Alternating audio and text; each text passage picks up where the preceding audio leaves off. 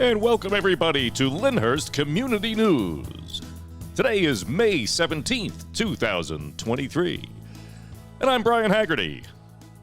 So folks, before we begin, make sure to always remember to email us your news. Send it to LyndhurstCommunityNews@gmail.com. You can find that email address down below in the description box, where it's always going to be kept, as well as all the other contact information that we mention throughout any of these newscasts will always be able to be found down in the description box below.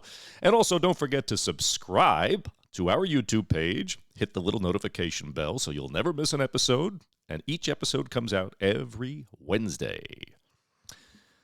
Okay, so let's see where we're at this week. It's kind of a light news week, but we've got some interesting things toward the end, especially some Lyndhurst history that you may not be aware of to tell you about. So, okay, let's start off with what's going on in the township. So this Saturday is the annual Lyndhurst Fire Department's Chiefs Night. And that's when a new fire chief, assistant fire chiefs, as well as officers and a treasurer, are sworn in for a one-year term. Now, as we spoke about last week, Lyndhurst Fire Department is 100% volunteer staffed, which, of course, we have to owe them a great deal of gratitude and thanks.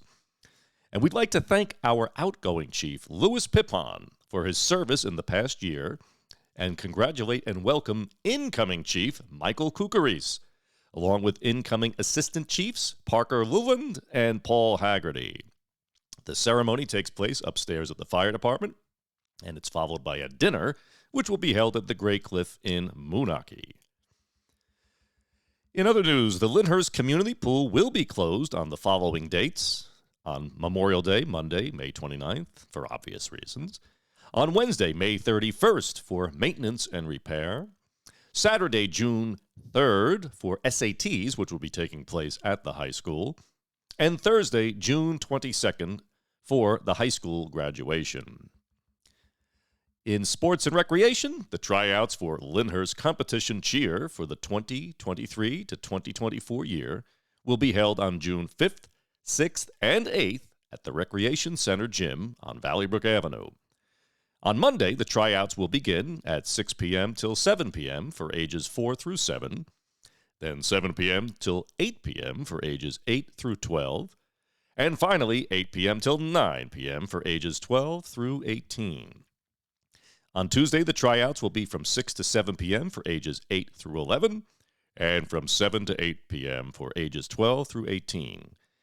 Thursday tryout times, which of course mean the 8th of June, will be announced on the Monday and Tuesday tryouts. To register, please email lyndhurstcheer@gmail.com. Now this Sunday, as we move toward our clubs, organizations, and churches news, this Sunday is the monthly scholarship breakfast at the Lyndhurst American Legion, which is located at 137 Webster Avenue. The breakfast begins at 8:30 a.m., and it runs until 11:30 a.m.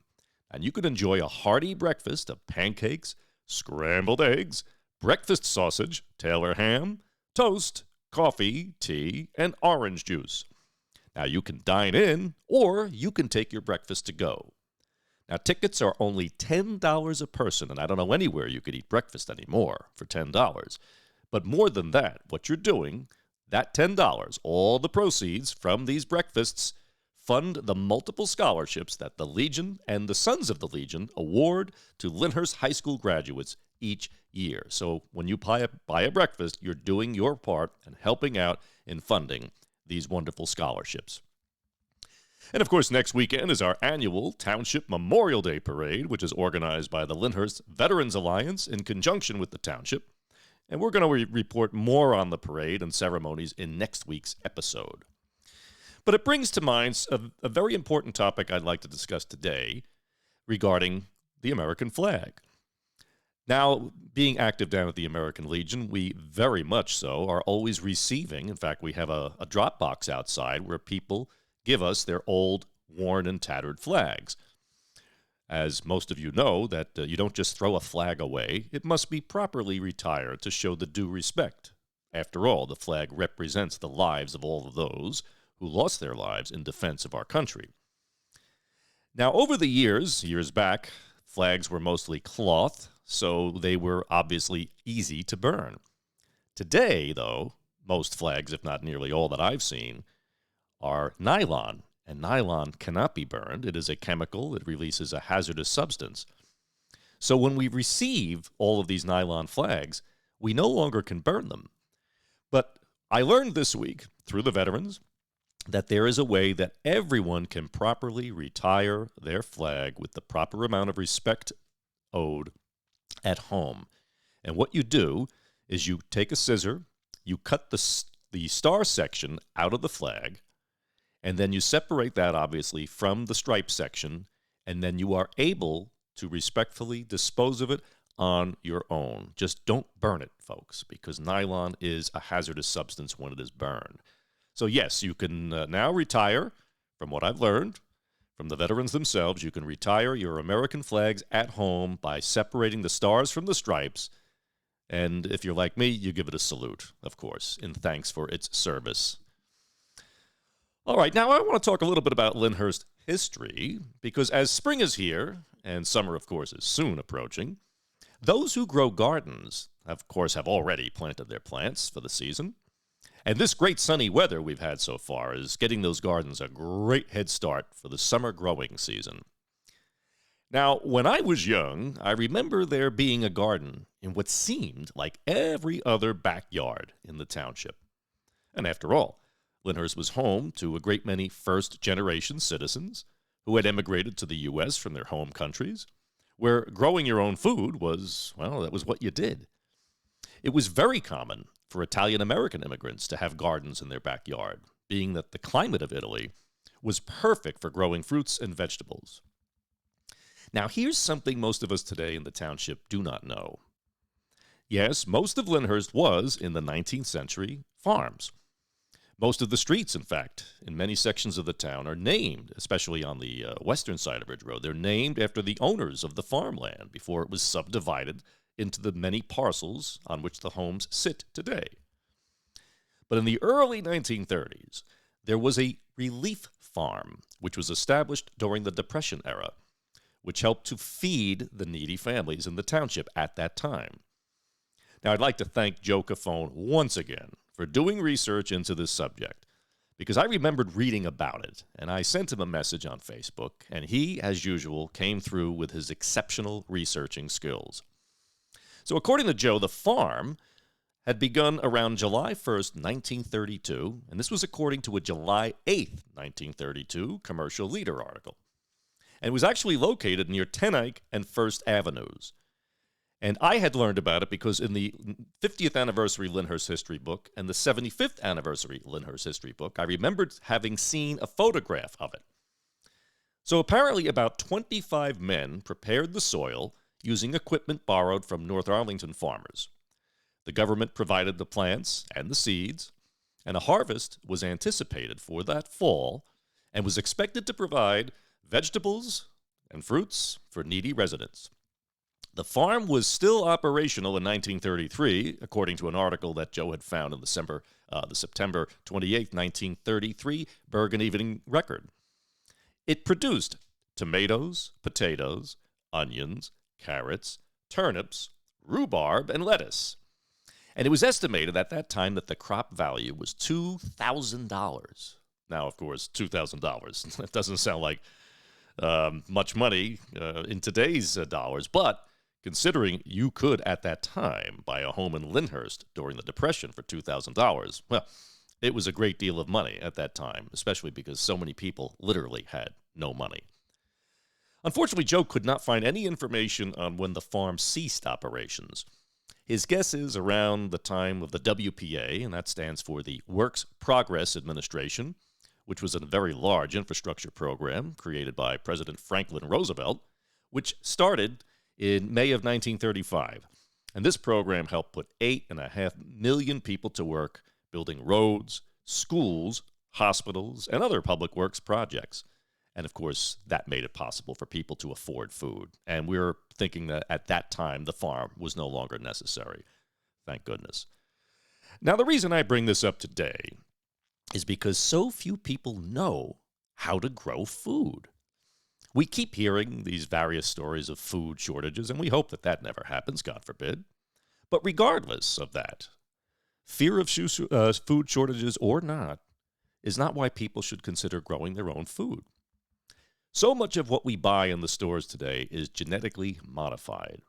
They're sprayed with chemicals to fight off bugs, and so much of it, especially in the winter, comes from China and South America. Now we learn, as well, that fruits are coated in a substance called apeel, A-P-E-E-L. You can research that. It is an edible coating product that can make avocados, citrus, and other types of fruit last twice as long as usual by using a tasteless edible coating made from plant materials. The coating's formulation can be modified for strawberries, mangoes, apples, bananas, kumquats, citrus, and asparagus. Now, I don't know about you, but considering the amount of chemicals and additives most people consume these days from processed foods, the long-term consumption of these chemicals and additives can't be good for you. I, for one, live a completely chemical and additive-free life. I can talk about that on another episode, but I eat no food that has an ingredients label on the back, because if it has an ingredients label, that means there are chemicals and additives and preservatives. And again, in small doses, there's probably nothing wrong with these things. But if you consume them over decades, I don't think they're necessarily good for you. Anything that's not natural for the body, what does the body do with it? Now, I'm not saying everybody needs to grow their own garden. In fact, most yards today are more like a backyard resort with the pools and the patios, the decks and the furniture. But did you know that you can grow a few plants in containers? Yeah. A planter that you would put flowers in, or a small bush, can be used to grow small fruits and vegetables. And it's actually a thing. It's called potluck gardening. And you can even live in an apartment. If you have a small balcony, you can get a small container and grow 1 or 2 containers and grow fruits and vegetables. Now, if most people did this, and everyone grew 2 or 3 different plants, there would never be an issue with food shortages or eating food that has had chemicals added or come from overseas.